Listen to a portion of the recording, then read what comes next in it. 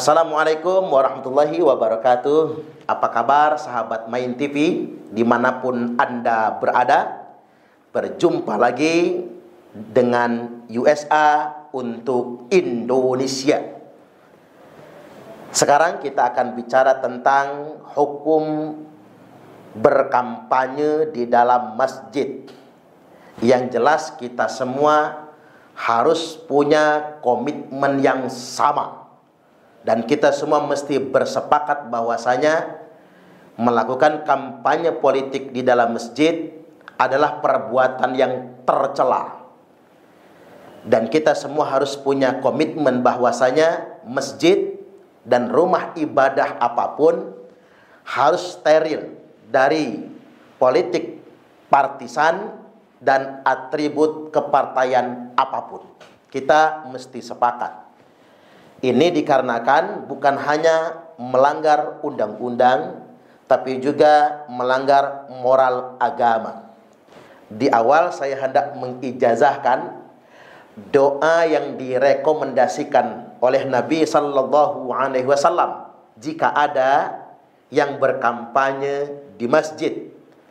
Doanya begini: La arbah Allahu tijarataka. Semoga Allah tidak memberikan keuntungan atas upayamu. Bahasa sederhananya, semoga Allah membangkrutkan usahamu.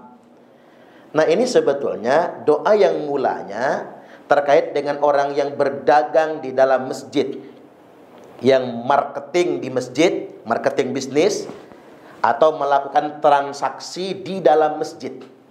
Maka didoakan la arbah Allahu tijarataka, semoga Allah tidak memberikan keuntungan atas perniagaanmu, atau Allah memberikan kebangkrutan.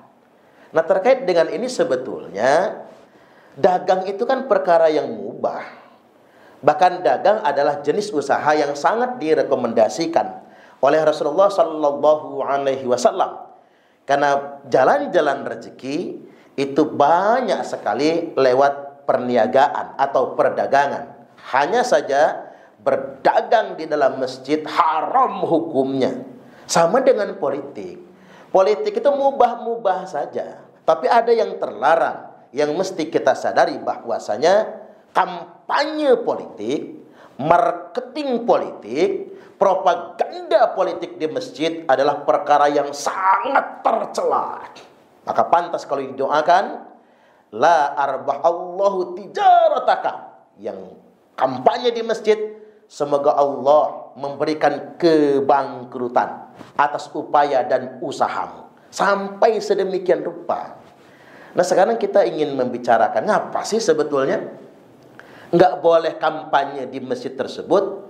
Yang jelas pertama, kita nggak boleh kampanye di masjid karena masjid itu bukan milik partai politik tertentu, bukan milik kelompok partisan tertentu, atau milik segerombolan pendukung calon presiden tertentu.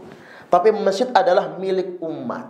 Umat apapun latar belakang politik mereka punya hak yang sama untuk masuk ke masjid dan beribadah di dalam masjid. Nah, ini yang mesti kita jaga. Alasan yang kedua, orang yang menggunakan masjid untuk panggung-panggung politik itu lebih mencerminkan orang yang terlalu ambisius, sehingganya menghalalkan segala cara untuk mencapai tujuan politiknya. Nah, orang-orang yang ambisius atau segerombolan kelompok politik yang sangat ambisius sehingganya mereka menunggangi masjid, ini tidak pantas untuk menjadi pemimpin. Itulah mengapa Nabi Sallallahu Alaihi Wasallam bersabda, Inna wallahi la nuwalli hadal amala ahadan sa'alahu au ahadan harasu alaih. Sesungguhnya demi Allah, kata Nabi, kami tidak akan menyerahkan jabatan ini, kami tidak akan menyerahkan amanah ini kepada seseorang yang sengaja terang-terangan memintanya atau terlalu berambisi untuk mendapatkannya. Orang ambisi itu bahaya. Dia tidak akan mendatangkan kemanfaatan, justru akan mendatangkan mafsadat, kerusakan. Ya ambil contoh lah, kalau kita sedang di jalan raya, sedang nyetir kendaraan, kita kebelet banget tuh. Rasa mules, kebelet bukan main. Itu sangat berbahaya. Karena cenderung terburu-buru, tergesa-gesa, tidak hati-hati, dan bisa membahayakan dirinya, serta membahayakan pengguna jalan yang lainnya. Itu perumpamaannya. Yang jelas saya ingin tegaskan bahwasanya tidak berkah memanfaatkan masjid sebagai panggung politik, tidak akan berkah. Dikarenakan sudah ada ancaman juga dari Nabi Sallallahu Alaihi Wasallam. Ini kalau santri tahu semua nih.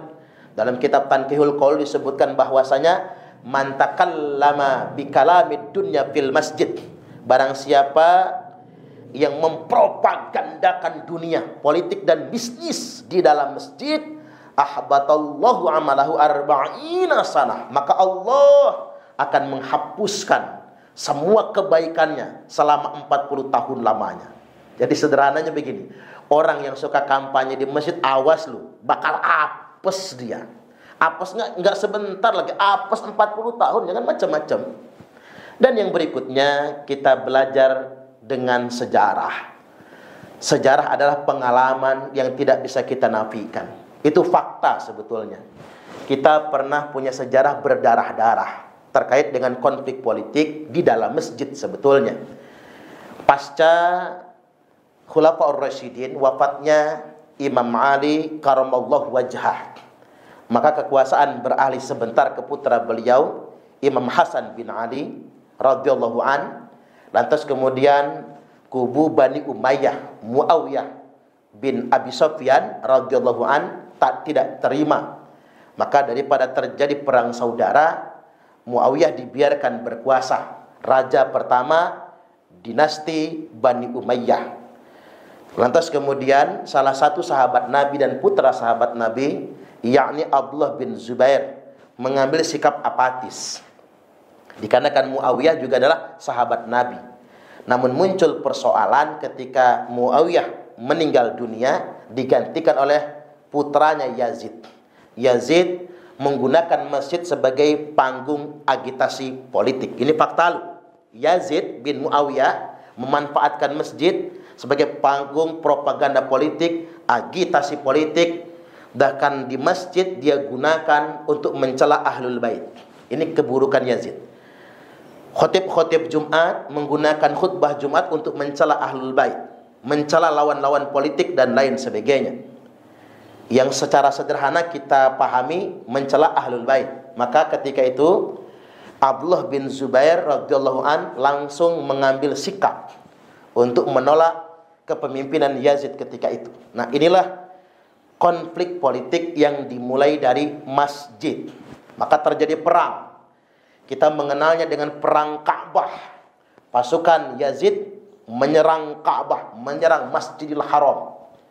Kita ingat sejarah di mana Raja Abraha dengan pasukan gajah menyerang Baitullah. Kemudian Allah selamatkan Baitullah dengan mengirim burung ababil. Jelas karena Raja Abraha yang hendak meruntuhkan rumah Allah. Namun kejadian di zaman itu, di zaman Yazid, itu bukan Abraha dengan pasukan gajahnya yang dengan mudah dibinasakan dengan pasukan burung ababil yang membawa batu dari neraka.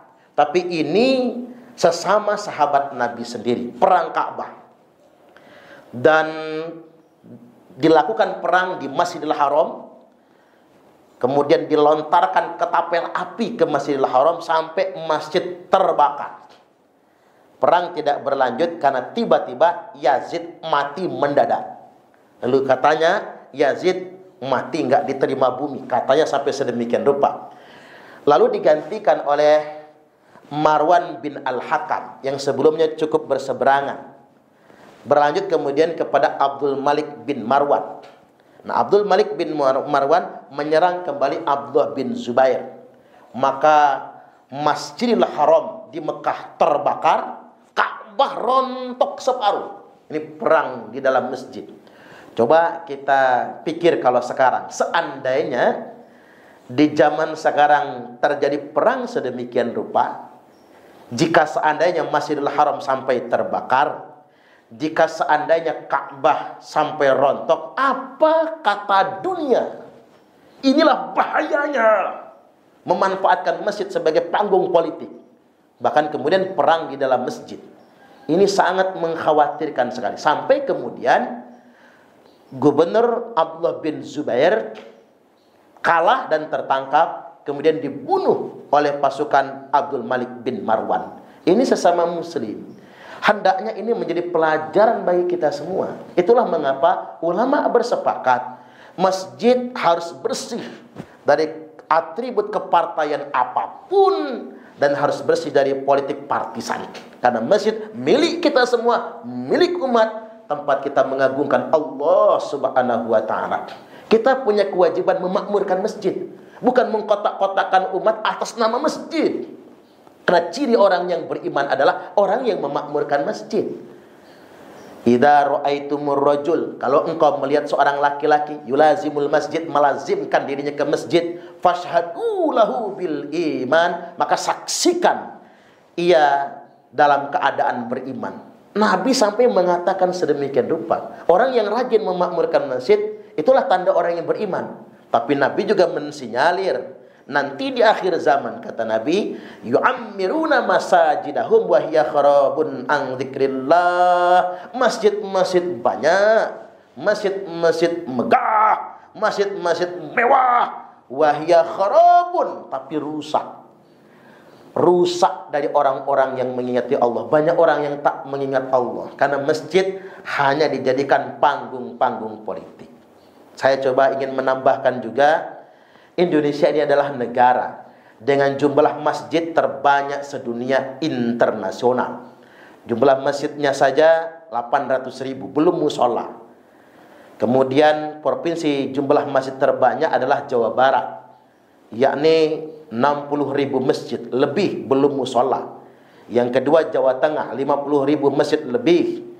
Yang ketiga Jawa Timur, 48.000 masjid lebih. Yang keempat Sulawesi Selatan, yakni 14.000 masjid lebih, dan Lampung 12.000 masjid lebih. Masjid yang begitu banyak ini kita punya PR untuk memakmurkannya dan harus bersih dari kepentingan politik apapun dan siapapun.